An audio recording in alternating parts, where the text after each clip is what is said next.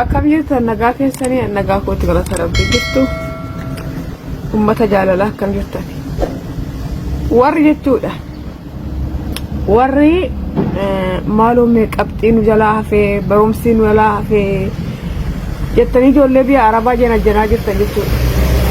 birriinu ergi maaloodha hojiin uumadha maaloodha birriinu ergettanii warri ijoollee biyya arabaa gaafachaa jirtan laala sirriittanii malaala habibi amma makiinaan qulqulleessaa jira mana qulqulleessa xumureetan makiinaa qulqulleessaa jira harka keenya teessee eeggatiniiti kuntaala baadhu deemti kuntaala baadhu estiroo xaagi mana bunnaa beetii hojjedhu intaa'ini deemi in qabnu deemi intaa'ini laali makiinaan nan taa'u naagamte abbaalaali amma makiinaa idharaali hojjannee mana qulqulleessine gisee qophoofne makiinaa dhiqne gisee qophoofne kaawiyyaa tokkos nyaata hojjanna hudduutu xaphu gadi jeen xaphu goone finna birriidha erga guyyaa lama nu janajjantanii warri guyyaa lama nu janajjantanii guyyaa sadaffaatti akkaawuntii keessan nu ergitanii uf baraa underside uf baraa sababni isaa hidaa estro taragi kuntaala baadhu bakka kuno hababa itti hojjetamu deemi hojjedhu bakka hojii itti banamu hojii humnaa hojjedhu hamma hojii ummatutti deemi hojii humnaa hojjedhu kuntaala gagalabbati bakka midhaan itti mazana miizana hojjedhu baabura daakisaa qaxaraan hojjedhu baradhu garaajii hojjedhu garaajii baradhu deemi intaa'iniiti liishoo bakka liishootti warshaa liishoo keessa hojjedhu warshaa handaaqoo itti oomishan hojjedhu warshaa horii itti horsiisan hojjedhu deemin taa'iniiti soqolee botattanii boteessaniituma barumsi atini surree takka fi shabishii takka bitattee baqqaati nu janajjanuuf kutattee baqqaa keessatti haa'ituma ijoollee biyya arabaati irraa birrii nyaadhattee kun okkiratti ilaali makiina niqaa jira abbaan amma makiina na niqaa nyaata nan hojjedhaa qulqullina nan hojjedhaa kafanan tokkosaa ijoollee dheegaa hudduu arabaa muluu dhiqaan habibi shanti beeti isaanii dhugaan isaanii muluu dhiqaan daa'imma isaanii akkattan dafa ko xap godhee fidaani nan janajjanii bakka nan janajjanii underside ወንዶች ማለት ነው አሁን በአማርኛ ላይ ቀጥለው ሁላችሁም ብሔረሰብ እንድትሰሙ ማለት ነው አሁን ወንዶች ትምህርት ፈተና ቀርተዋል ፈተና የለም ስራ የለም ኢትዮጵያ ውስጥ ስራ የለም ፈተና ተፈንትኜ አላለፍኩም ትምህርት ቤት ስራ አልተገኘም ምናምን ብላ አንድ ሱሪና አንድ ሹራብ ገዝተ ምንቅ መስመር ላይ የምትለው ሰውዬ ማለት ነው ወልይ ሂድ ወርሻ ስራ ግባ ወይን ዶሮ የሚቀለቡበት ቦታ ስራ ኩንታል ገለበጣ ስራ ወፍጮ ቤት ስራ የዶሮ ወርሻ ውስጥ ስራ ኤስትሮ ጥረጋው አሻ ወርሻ ሂድና ስራ ብዙ እኮ ነው ኢትዮጵያ ውስጥ ስራ ግን አንተ ይሄን ስራ አልሰራም ብለህ ቁጭ ብለህ አንድ ሹራብና አንድ ሱሪ ገዝታ ብር ላኪ አንድ ቀን ትጀነጅናናልና ከዛ በኋላ ፎቶ እንትልካለ ከፎቶ ከኋላ ደግሞ ምንድነው ያለው አካውንትክ በ50 ብር አካውንት ትከፍትና ትልካለ በዛም ደግሞ እኔ ተማሪ ነኝ ትምህርት ቀርቶብኛል ምናምን እኔ ይወልክ የአረብ ሽንት ቤት አርጌ አሁን ጽዳት ፎቅና ምድር አጥልቼ መኪና እያጠብኩ ነው ገና ምግብ ሰራለሁ ገና ካውያ አለ አፕ አርግተን ነው የምንሰራው እና አንተ ምንድነው ማለት ኢትዮጵያ ውስጥ ስራ ጭቅ ነው ኤስትሮ አለ ኩንታል መገለበጥ አለ ሚዛን ተራ ሂድና ስራ ወፍጮ ቤት ስራ ለጌካ ላልፍልኝ ብላ ከፈለክ ማለት ነው ምንቅ አትበላ መስመር ላይ ይሄድ አትጀነጅነን በቃ ሴቶቹንም አትለክፉ ይኸውልህ እንደዚህ ነው እንሰራውኛ እና ሂድ ሹኳር ወርሳ ቁርበት ወርሻ አለ ቁርበት ወርሻ ስራ ዶሮ ወርሻ ስራ ዶሮ ቀለበ ዶሮ የሚቀለቡ ሀብታሞቹ ጋር ሂድ ሲሚንቶ የሚሰራ ዋርካ ሂድ ኢትዮጵያ ውስጥ ጭቅ ነው መስመር የሚያስተካክሉ ትመራው አውልት ኢትዮጵያ ይሄው ብዙ ሰው እየሞተ ነው አውልት ትመራው የፎቶ አውልት የሚያነሱት ፎቶ ትመራው የሳጥን ማሰራ ሂድና ተማር ሂድ። አሁን የአረብ ልጆች ማለት ነው ትምህርታቸው ሲጨርሱ አንዱ ስፖርት ይማራል፣ አንዱ እንትን ይማራል። ሂድ በቃ ሂድ። ኢትዮጵያ ሰው እየሞተ ስላለ ሰኢሉን ተምረው የአውልት ሰኢል ትመረውና በኋላ ታገኛለህ። አውልት ቤት ስራ ሂድና ስራ አባቴ አትጨቀጭቁን። ብር ላክ ብር ላክ አላክ ለምጥማጣቸው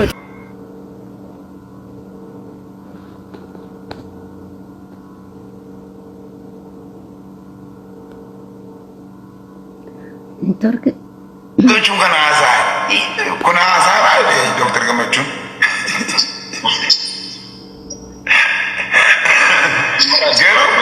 Ayyaannu walii kennaaf ayyaannu hanga dandeenye gaafa seennu mana seennutti ammana qabdii boontuun foorsee rabbi koo kan na beeku rabbi wallaahi wa billahi boontuun foorsee qabdu beeku boontuun inuma seene eeyoon argeen seene wajjin jechise attumaan dhufees argee attumaan seene asumaan jiraachuu garuu taphachuudha haasa'uudha waa wal barsiisuudha galatoomaa ulfaadha. Ganama hojii waan itti mul'ata. Yeroo jalqaba sagalee kan kee dhageenne ture nama suuraa kan kee kaa'atee jiru ture gaana sagalee kee dhageessi beeke amma foodarsiin ati jettu kunniin dhugaa sitti kaata malee kan kee amma akka dalagaa keetiitii fi namoonni hedduun homaa sun dalageen ka kanaa ol qabantu jira akka dalagaa keetiitii foodarsiin kun sitti kaata dhageessi argisa sagalee keetiin ol beekan. Ayyee. Gada. Namni keenya barbeektaa jiru nama barnoota namaaf dabarsuu kan barbeektaa nama beekumsa isaa fi jala yaa'uu dursi galee nama si jedhee asirratti beektaa waan barbaade ashkaafataa oolu kana jala yaa'aa beektaa. Bar amma namni foolorsi amma takkee buleen qabu kana qabu nama tokkocha garagalchee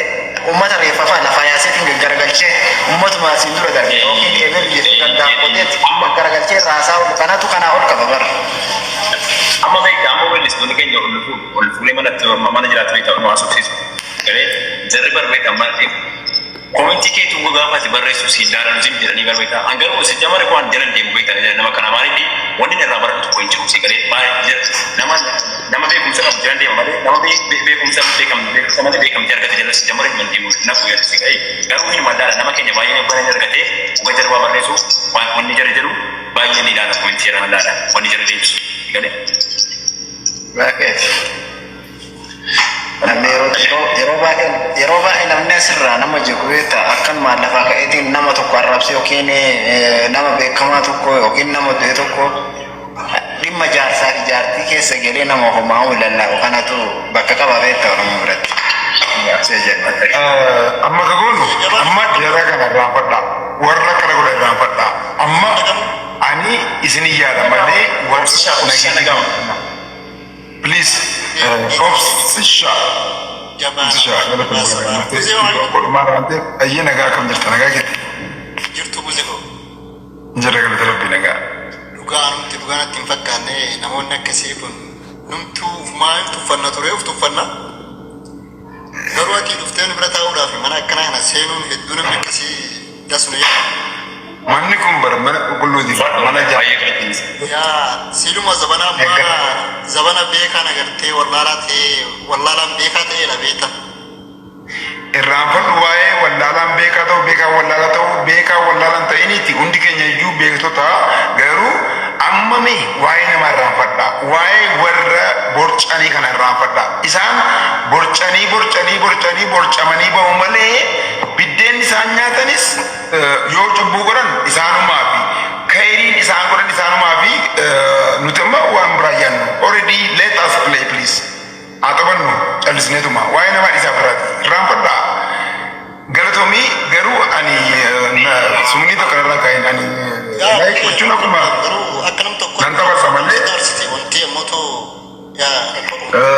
Amsan dabarsaa kan dabarsuu dhaggeeffatu no nan dabarsaa yaada carraa gara nan laattee Amsan dabarsu please hundi keenya ijoolleen Oromoo uummata Oromoo dhiiga Oromoo qabna jettanii haasoftan waan Oromummaa waan tokkummaa keenya addaan diiguu bittinneessu jibba inaaffa arra dhufanii buluudhaaf meeqa balleessuu irratti hin hojjennu. Tokkummaa Oromoo irratti haa hojjennu. Walaa jabeessinu, walaa tokkomsinu, waan waloo keenya fayyadu hunda keenya baha lixa giddugaleessa kaaba kibba addunyaa mara rakkoo uummata keenyaa biyya alaa jiran biyya keessa jiran sigalee inni ala jiru by the way rakkin isaa baadhaa ta'e isa biyya keessaaf jiraata sigalee inni biyya keessa jiru immoo rakkin isaa baadhaa ta'e isa alaaf sagalee ta'uu qaba. Nyaadhee bulaadhaaf wal nyaannee buluu qabnu waltaanee waliin diina keenya warratti nyaannee buluu qabnaadha yaadne koo galatoomee.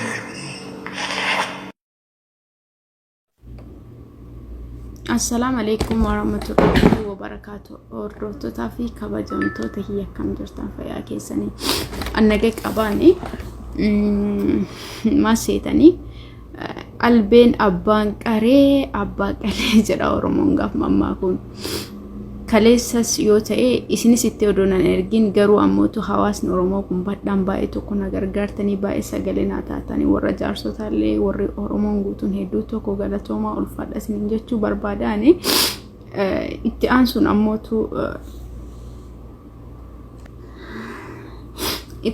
ammootu ana yaani wanti na boochisu ana waan hedduu jiraanii wanta hedduu narra ga'eeni garuu imbeeku waan jedhullee wallaaleeni kaleessa mana isaa keessa waan hedduu narra raawwatamee obsee cadhisee hundinuu hin darba yeroodhaaf jedhee Oromummaa walitti dhufnee mana isaa Islaamummaa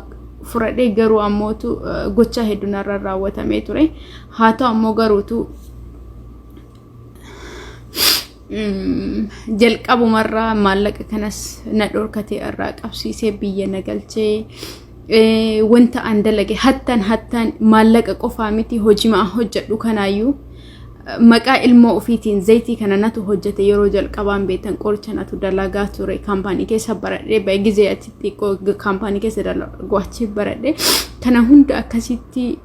maqaa ofiitti zoorsisee waraqaa waan hunda akkasitti dalagee adhammootu maallaqa ummataan taphataa ture duranaan taphatee achi darbe ummata hawaasa Oromoo hagam isiniin taphateen beeta isiniin taphatee jaarsota hagam taphatee moo garuuyyuu dhugamaan ka hunda narra godhame hundarra caalaa moo ana amma na ulfaachuu dhufe maaliif asi dhufes waan inni na godhu hin qabuuni garuu ammootu jechoonni maqaa kaampaanii kiyyaa dhooftee balleessite taanaan kaampaanii kiyyaan si gaafachiisa akkas naan jedhaan tutuqa kaasaa hojii kanaas qorichas Dubaayin keessa akka dalagee tures kaampaaniis akka ture isin hundi keessanuu laayivii dalagaa viidiyoo dalagaa bira dalagaa ture anatu barsiisaa ture ana dalagaa ture itti fayyadamanii namoonni akka carraa irra fayyanii jennaan naa beeffifame dalagne garuu ammootu kana hunda maqaa kiyyaa wanta maqaa kiyyaanuu ta'uu qabu maqaa ilmoo ofiitiin godhatee zayitii kana anatu dalagee zayitii kana maqaa ilmoo isaan godhe adda kamaallaqa na dhoggate hanqate maqaa kaampaanii kiyya akkasi goosisa yoo naan jedhu maqaa kaampaanii kiyyaa yoo dhoofta kana si godha yoo jedhan ammoo hedduu tokko na dhagama dunyaatti haqatii yallee dhabee kun adhammoo lubbuutee si dhabamsiisa jechuuf deema. Yoo du'elle ummanni Oromoo hawaasni Oromoo arga hagamma doorsisa narraan dhaabanne doorsisa biraayyuu maqaa kiyya balleessuun naf deemu jira. Kanaaf an haga nama takkaatti ofitti nama amanamummaa qabduuni waan naan jechuu barbaadu ani san beeku garuu ammoo hamma dandamee hawaasni kiyya na arga du'us jiraadhus kunoo rakkoo keessa akka jiru beeka. Akkasitti jaarsotaanis taphatee halkan gursaa bulchee ana gursaatti bulchee hojii kanarratti tokkoffaa humna kiyyatti dhabee dalagaan kiyya ammoo na jalaa hatamee irraa na qabsiise osoo waraqaalee hin qabne ta'e akkasi irraa galeeti odoo waraqaan kiyya hin dhumatini rakkina kana hundumaayyuu narraa raawwatee ka'ee ummata Oromoo yeroo meeqa sobee